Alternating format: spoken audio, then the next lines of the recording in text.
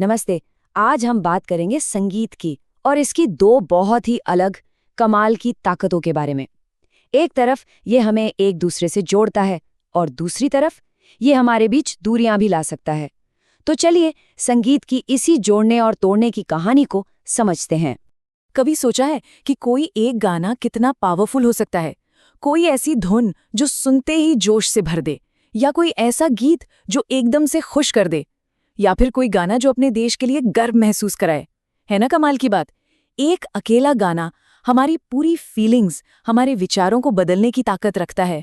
तो आज हम इस पूरी बात को 3 हिस्सों में समझेंगे। सबसे पहले हम देखेंगे कि संगीत कैसे सबको एक साथ लाता है। फिर हम जानेंगे कि अरे यही संगीत कैसे भेदभाव वाली सोच को भी बढ़ावा दे सकता है।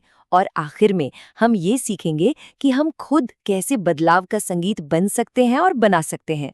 तो चलिए पहले हिस्से से शुरू करते हैं, वो संगीत जो हम सबको एक साथ ले आता है। देखिए, संगीत ना एक ऐसी भाषा है जिसे हर कोई समझता है। जब सब लोग मिलकर एक ही गाना गाते हैं तो एक अपनेपन का एहसास होता है। इतिहास में भी ऐसा हुआ है। जैसे हमारे देश की आज़ादी की लड़ाई के समय नेताओं ने संगीत का इस्तेमाल लोगों को अंग्रेजों के खिलाफ एकजुट करने के लिए किया था। अब एकता लाने वाले संगीत का सबसे बढ़िया उदाहरण क्या है? हमारा राष्ट्रगान जनगण मन। और इसे लिखा था महान कवि और नोबेल पुरस्कार विजेता रविंद्रनाथ टैगोर जी ने। उनके संगीत और उनकी लिखी बातों ने सिर्फ बात ही नहीं बल्कि पूरी दुनिया के लोगों को जोड़ने का काम किया। हमारा राष्ट्रगान हमें एक बहुत ही खूबसूरत तरीके से जोड़ता है। अगर इसके शब्दों पर ध्यान दें तो इसमें पंजाब, सिंध, गुजरात, मराठा से लेकर द्रविड़, उत्कल, बंग तक भारत के अलग अलग हिस्सों का जिक्र है। ये भारत की विविधता, उसकी डाइवर्सिटी को दिखाता है। और जब इसकी वो भव्य धुन बजती है और हम सब इसे एक साथ गाते हैं तो सच में हमारे अंदर एकता और गर्व की भावना जाग उठती है। एकता और प्रेरणा का एक और बहुत बड़ा सोर्स है हमारे प्राचीन ग्रंथ, जैसे कि वेद और उपनिषद। ये ग्रंथ हमें दयालु, सच्चा और सबसे प्रेम करने वाला बनना सिखाते हैं। और स्वामी विवेकानंद तो हमेशा ही हमें इन ग्रंथों से प्रेरणा लेने के लिए कहते थे। ये जो श्लोक है ये कठोपनिषद से लिया गया है और ये स्वामी विवेकानंद का पसंदीदा श्लोक था। इसे ध्यान से सुनिए। उत्तिष्ठत जागृत प्राप्य वरान निबोधत। इन शब्दों में ही एक अद्भुत सी ऊर्जा है। इसका मतलब बहुत सीधा और बहुत शक्तिशाली है। ये शब्द हमें कहते हैं कि आलस छोड़ो और अपने लक्ष्य की तरफ बढ़ो और तब तक मत रुको जब तक उसे पा न लो। ये एक ऐसा संदेश है जो सभी को एक साथ मिलकर आगे बढ़ने की प्रेरणा देता है। यही तो है एकता का संगीत, एकता का संदेश। तो हमने देखा कि संगीत कैसे जोड़ता है, लेकिन कहते हैं ना हर सिक्के का एक दूसरा पहलू भी होता है। तो अब हम बात करेंगे उस संगीत की जो भेदभाव और रूढ़िवादी सोच को जन्म दे सकता है। सबसे पहले ये समझना जरूरी है कि ये रूढ़िवादी सोच या जिसे स्टीरियोटाइप कहते हैं, ये आखिर होता क्या है।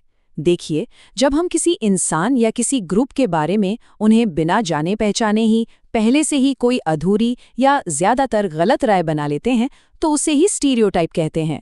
जैसे ये सोचना कि लड़कियां तो सिर्फ गुड़ियों से खेलती हैं या फिर लड़के रोते नहीं हैं। और दुख की बात यह है कि कभी-कभी संगीत का इस्तेमाल ऐसी गलत धारणाओं को और मजबूत करने के लिए किया जाता है। कुछ गाने ऐसी बातें कहते हैं जो हमारे दिमाग में किसी खास ग्रुप के लिए गलत तस्वीर बना देती हैं।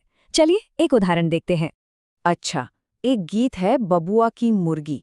इसके 2 रूपों को देखते हैं। इसके पुराने बोल कुछ ऐसे थे, जिसके सिर पर ताज नहीं, वो बेचारी मुर्गी है। यहाँ क्या हो रहा है?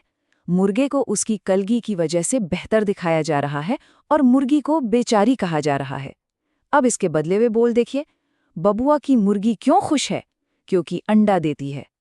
तो यहाँ सबसे जरूरी बात यह है कि पुरानी लाइनें एक जेंडर स्टीरियोटाइप बना रही थीं कि किसी की कीमत उसके बाहरी दिखावे से होती है। लेकिन नई लाइनों ने इस सोच को पूरी तरह बदल दिया।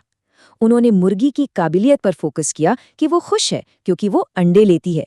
ये एक पॉजिटिव बदलाव है। और ऐसे कई और गाने भी हैं, जैसे गुड़िया रानी राजकुंवर जी आएंगे, जो ये सोच बनाता है कि एक लड़की को हमेशा किसी बचाने वाले का इंतजार करना चाहिए, या फिर राधा क्यों गोरी मैं क्यों काला, जो त्वचा के रंग के आधार पर भेदभाव को दिखाता है। इस तरह की सोच खतरनाक होती है क्योंकि ये लोगों की काबिलियत को कम कर सकती है और समाज में दूरियां पैदा करती है। तो अब सवाल ये उठता है कि हम क्या कर सकते हैं, और यहीं से हमारा तीसरा और सबसे जरूरी हिस्सा शुरू होता है, बदलाव का संगीत। जी हाँ, असली शक्ति तो हम लोगों के अपने हाथ में है। हम चुन सकते हैं कि हमें कौन सा संगीत सुनना है और कौन सा संगीत बनाना है। ऐसा संगीत जो हमें ऊपर उठाए, हमें जोड़े, न कि हमें बांटे। मतलब हर कोई एक सुपर हीरो बनकर एक अच्छा बदलाव ला सकता है। तो यहाँ कुछ आसान से काम हैं जो किए जा सकते हैं। सबसे पहले कोई ऐसा गाना ढूंढा जाए जो हिम्मत देता हो, जिसमें अच्छी बातें हों। फिर उस गाने को सीखकर अपने दोस्तों को भी सिखाया जा सकता है। और एक बहुत ही मज़ेदार काम ये हो सकता है कि ऐसे सभी अच्छे गानों की अपनी एक किताब या डायरी बना ली जाए। तो आज की इस बातचीत को हम इसी सवाल के साथ खत्म करते हैं। सोचिए, वो प्रेरणा देने वाला गाना कौन सा होगा? ये शायद कोई अपना खुद का प्रेरक गीत बनाना चाहे। बस याद रखने वाली बात यह है कि संगीत की शक्ति बहुत बड़ी है और इसका इस्तेमाल कैसे करना है, ये हमारे ही हाथ में है।